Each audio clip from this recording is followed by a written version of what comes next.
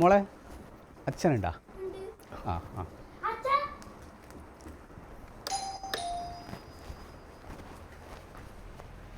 ആരാ? രവീന്ദ്രനല്ലേ?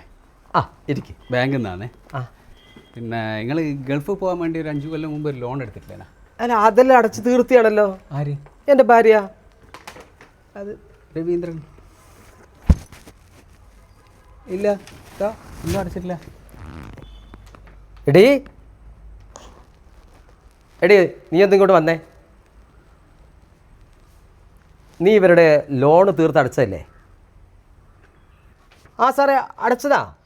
ഇല്ല, ഇത് 5 വർഷമായിട്ട് ഒരടവ് പോലും വന്നിട്ടില്ല. ഓക്കെ. അപ്പോൾ ഞാൻ ഗൾഫിൽ നിന്ന് അയച്ചു തരുന്ന ലോൺ അടക്കം തന്ന പൈസ നീ എന്താ ചെയ്തേ? ഞാനെന്ത് ചെയ്യാനോ? നിങ്ങൾ അയക്കുന്ന പൈസ ലോൺ അടച്ചാൽ മാത്രം മതിയോ? എനിക്ക് പിള്ളേർക്കും ജീവിക്കണ്ടേ?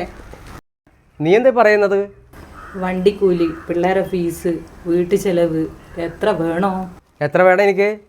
അല്ല ഞാൻ ഗൾഫിൽ നിന്ന് ബാങ്കിലടക്കാൻ പഠിച്ച പിന്നെ പൈസ ഒക്കെ നീ എടുത്ത് പൂട്ടടിച്ചെടുത്തു അല്ലടി? നിങ്ങളുടെ അച്ഛനും അമ്മയും ആരും കെട്ടാത്ത ആ മുതുക്കി പങ്ങളും കൂടി തിന്ന് മുടിച്ചതിന് ധാരാളം.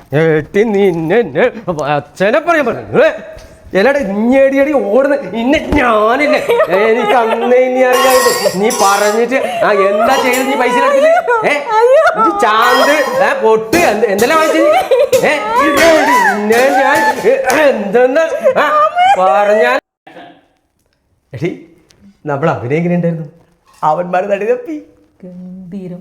സിനിമയിൽ അഭിനയിച്ചെങ്കിൽ മമ്മൂട്ടിയായനെ. പിന്നെ നീ മോശമൊന്നുമല്ല, ഉർവശി അവാർഡ് കിട്ടിയതേ.